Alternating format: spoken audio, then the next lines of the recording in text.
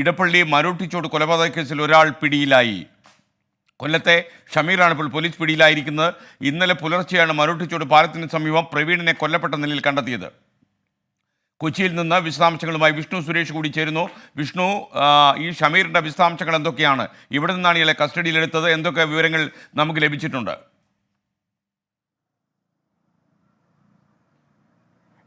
ഇന്നലെ വൈകിട്ടോടുകൂടി തൃപ്പൂണിത്തുറയിൽ നിന്നാണ് ഷമീറിനെ കസ്റ്റഡിയിലെടുത്തത് എന്നാണ് പോലീസിൽ നിന്ന് ലഭ്യമാകുന്ന വിവരം. ഈ കൊല്ലപ്പെട്ട പ്രവീണും ഷമീറും തമ്മിൽ നേരത്തെ പരിചയമുണ്ടായിരുന്നു. അതുമായി ബന്ധപ്പെട്ടവർ കഴിഞ്ഞ ദിവസം മദ്യപാനത്തിന് ഇരുന്നിരുന്നു.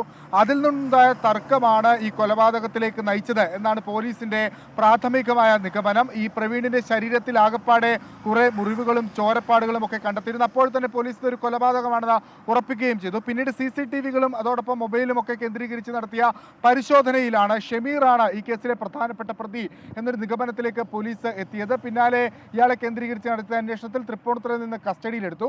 മറ്റൊരാളെ കൂടി ഈ കേസിൽ കസ്റ്റഡിയിൽ എടുത്തിട്ടുണ്ട്. പക്ഷേ അയാളുടെ അറസ്റ്റ് രേഖപ്പെടുത്താനോ അല്ലെങ്കിൽ മറ്റു നടപടിയിലേക്കോ പോലീസ് കടന്നിട്ടില്ല. കാരണം അയാൾക്ക് ഈ കൊലപാതകത്തിൽ നേരിട്ട് പങ്കില്ല എന്നൊരു പ്രാഥമിക നിഗമനത്തിലാണ് പോലീസ് ഉള്ളത്. എന്നാൽ ഷമീറിനെ കസ്റ്റഡിയിൽ എടുത്തിട്ടുണ്ട്. ഷമീർ ആണ് ഈ കേസിലെ പ്രധാനപ്പെട്ട പ്രതിയെന്ന് പോലീസ് സ്ഥിരീകരിക്കുകയും ചെയ്യുന്നു. ഇന്ന് ആയിരിക്കും ഇന്നലെ കൊല്ലപ്പെട്ട പ്രവീണിന്റെ മൃതദേഹം പോസ്റ്റ്മോർട്ടത്തിന് ശേഷം ബന്ധുക്കൾക്ക് വിട്ടു നൽകുക. ഇരുവരുടെയും ഈ ഷമീറിന്റെ പശ്ചാത്തലം ഉൾപ്പെടെ പോലീസ് പരിശോധിച്ചു വരികയാണ്. മുൻപ് ക്രിമിനൽ കേസുകൾ പ്രതിയാണോ അക്കാര്യങ്ങളെല്ലാം പരിശോധിക്കുന്നുണ്ട്. പ്രവീൺ ഏറെ നാളായി മരോട്ടിച്ചോട് പാലത്തിന് സമീപമാണ് താമസിച്ചിരുന്നത്. ഈ ഷമീറുമായി നിരന്തരം കാണാറുണ്ടായിരുന്നു. നാട്ടുകാരടക്കം അത്തരത്തിലുള്ള മൊഴിയും പോലീസിന് നൽകിയിട്ടുണ്ട്. തുടർന്നാണ് പോലീസ് ഷമീറിലേക്ക് എത്തിയത്.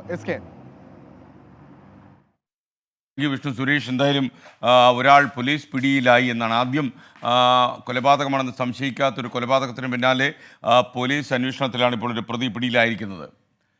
കൂടുതൽ വിശദാംശങ്ങൾ നമുക്ക് വൈകാതെ ലഭിക്കുമെന്നാണ് നമുക്കറിയാൻ കഴിയുന്നത്. തൃപ്പൂണിത്തുറ സ്വദേശിയെ മറ്റൊരാളെയും പോലീസ് കസ്റ്റഡിയിൽ എടുത്തിട്ടുണ്ട് എന്നാണ് നമുക്ക് ലഭിക്കുന്ന വിവരം. മദ്യപാനത്തെ തുടർന്നുള്ള തർക്കമാണ് ഈ കൊലപാതകത്തിൽ കലാശിച്ചത്. ഇന്നലെ പുലർച്ചെയാണ് മരുട്ടിച്ചോട് പാലത്തിന് സമീപം പ്രവീണിനെ കൊല്ലപ്പെട്ട നിലയിൽ കണ്ടെത്തിയത്. അല്ലമീൻ പറയുന്നു, SKN പുഞ്ചിരി ധർമ്മമാണെന്ന് ലോകത്തോട് പഠിപ്പിച്ച മുഹമ്മദ് നബിയുടെ ജന്മദിനമാണെന്ന്. എല്ലാ പ്രേക്ഷകർക്കും നബിദിന ആശംസകൾ നേരുകയാണ്. അല്ലമീൻ അങ്ങനെ തന്നെയാണ്. ലോകത്ത് സമാധാനമുണ്ടാകാൻ നമ്മെ പഠിപ്പിച്ച അദ്ദേഹത്തിൻ്റെ ഈ ജന്മദിനത്തിൽ നമ്മൾ എല്ലാവിധമായ ആശംസകളും പ്രേക്ഷകർക്ക് നേരുന്നു. സുധാ വിശ്വം പറയുന്നു, അപകടമില്ലാത്ത ഒരു ദിവസം പോലുമില്ല SKN. നമ്മുടെ റോഡുകളിൽ ഒരുപാട് പ്രശ്നങ്ങളുണ്ട്. അതോടൊപ്പം തന്നെ ഈ റാഷ് ഡ്രൈവിങ്ങിലും മദ്യപിച്ച് വണ്ടി ഓടിക്കുന്നതിലൊക്കെ തന്നെ നമ്മുടെ ആളുകൾ കാണിക്കുന്ന താല്പര്യവും ഈ അപകടങ്ങൾ ക്ഷണിച്ചു വരുത്തുന്നുണ്ട്.